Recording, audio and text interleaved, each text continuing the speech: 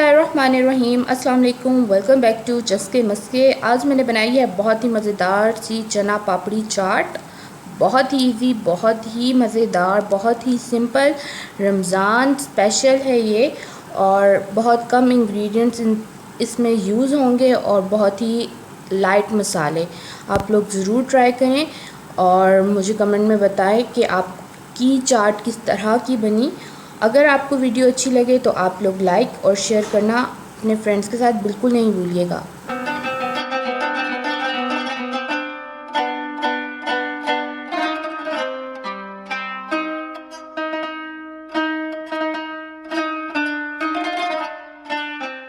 चलिए स्टार्ट करते हैं हम आज की रेसिपी को।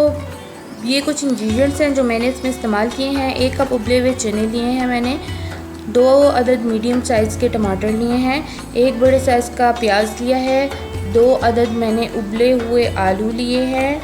उसके बाद मैंने इसमें डाला है half table spoon chaat masala. Chaat masala के बाद मैंने इसमें डाला है हाफ़ टेबल स्पून नमक। और बस ये 2 ही चीज़ें मैं इसमें ऐड करूँगी और इन दोनों चीज़ों को मैं मिक्स कर लूँगी। वीडियो आपने एंड तक देखनी है। बहुत ही मज़ेदार और झटपट तैयार होने वाली रेसिपी आप रमज़ान में झटपट तैयार कर सकें। बाकी इंग्रेडिएंट्स जो हैं वो इस दही में डलेंगे।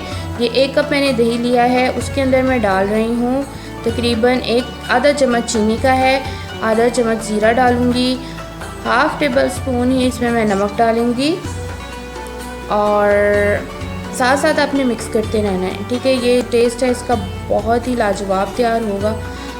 1 चम्मच मैंने इसमें नमक लिया है और रेड चिली पाउडर लिया है हाफ़ टेबल स्पून। ये सब कुछ डालने के बाद अब इसमें मैं चाट मसाला डाल रही हूँ आधा टीस्पून। मिक्स कर देना है सारा कुछ दही को। ये जो फ्लेवर आएगा वो दही की वजह से आएगा क्योंकि हमने सारे मसाले दही में डाले हैं।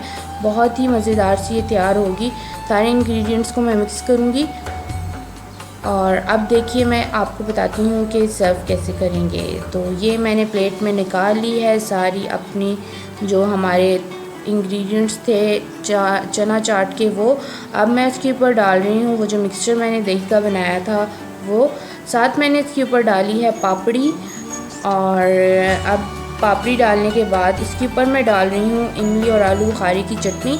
इमली आलू बुखारे की चटनी मैंने बना चुकी हूँ। अगर आपको चाहिए तो इसकी रेसिपी अवेलेबल है, मैं डिस्क्रिप्शन बॉक्स में इसकी लिंक डाल देती हूँ। अब मैंने स्प्रिंकल